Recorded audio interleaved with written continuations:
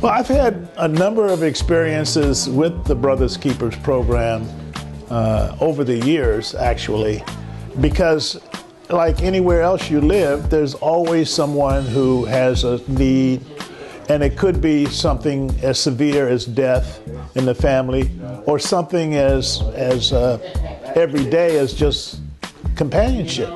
And I think the Brothers Keeper program provides for that full gamut of life needs. Today we were given the opportunity to come help out some of the senior brothers and help out Brother Nate in any endeavors he needs with the house. And as you know, as a younger brother, we're more than willing and happy to come help you guys out. And so being able to see distinguished African-American men within society is part of the reason why I wanted to join Alpha in the first place. And so when I met Brother Nate, and then when I came here a week ago and we were able to speak, and he was telling me about, you know, how when he was, you know, a younger fellow in my shoes, how things were a lot different than how they are now. So that's like very special for me. You know, you learn a lot of eloquence from the older brothers and the senior brothers.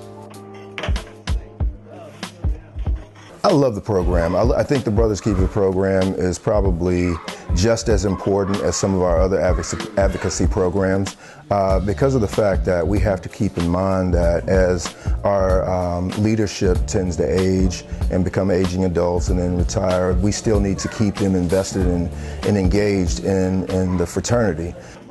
So why is the pot so little? It's gonna grow. Like you're little, you're gonna grow. You are my rose bush. And you are my thorns. Many people look around the world and say they need help or they want something, but they have nobody to depend on. The brothers that showed up here today are true Alpha brothers who I would help or do anything for. They have shown me that they would do that for me by showing up today. The Brothers Keeper program encompasses a lot. It encompasses bereavement, it encompasses helping the family, it encompasses the younger brothers reaching back and really kind of helping the older brothers in whatever they need. So it really isn't this is exactly what we do, it's really what does the brother need. Like I said, from cleaning up to checking on brothers to setting up services for the wife and just really being there as far as a what do you need type of service. I call us insurance, like AAA. One of the things that stood out to me for Brothers Keeper program was that an older brother was in a home and was not able to make it to meetings, but was very involved prior to him being in that kind of state. And so the Brothers Keeper program basically brought a lot of our brothers together to go and meet this brother, celebrate his birthday. The reason why that was great for me is because this older brother couldn't really speak, you know, really wasn't that coherent, but he knew the brothers when they got there, the smile across his face. His family, his daughter had been there. She even, you know, saw him light up. And so when you start to see the bond that we have, even how it and I guess I use the word outlasts disease or, you know, or old age, you see these brothers no matter what feel it. They see the brotherhood, they want the brotherhood, and when the brotherhood's around them, it gives them energy. And I think for me, that was a big thing. So I think that Brothers Keeper allows for Alpha to reinvest in itself. I think a lot of times our rhetoric of the fraternity and the actions of the fraternity are very outward facing. It allows for us to reinvest in ourselves by investing in our brothers. I think the Brothers Keeper is a way to institutionalize brotherhood across generations. And like you said, if brothers are at a certain point becoming elderly, we don't want to necessarily throw our brothers to the wayside. We want to be able to make sure that we're taking care of our brothers, that we're taking care of one another. Those are the experiences and those are the values of Alpha that's really going to carry it into the next century. And so I think Brothers Keepers allows for us to invest in our brotherhood, to actualize it, to manifest it, and to be able to see the fruits of exchanging that knowledge across generations. It's not just about cleaning up. It's about understanding that you've come together as brothers to have this time of fellowship, to have this time of communal space where not only you're helping to straighten up a person's place or straighten up an environment, but also you're building little bricks for the future. You're placing in little things that will help benefit the next generation.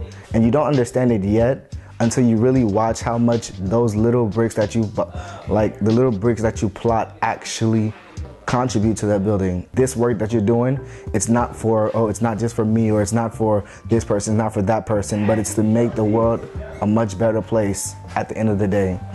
We all get old. Time is undefeated.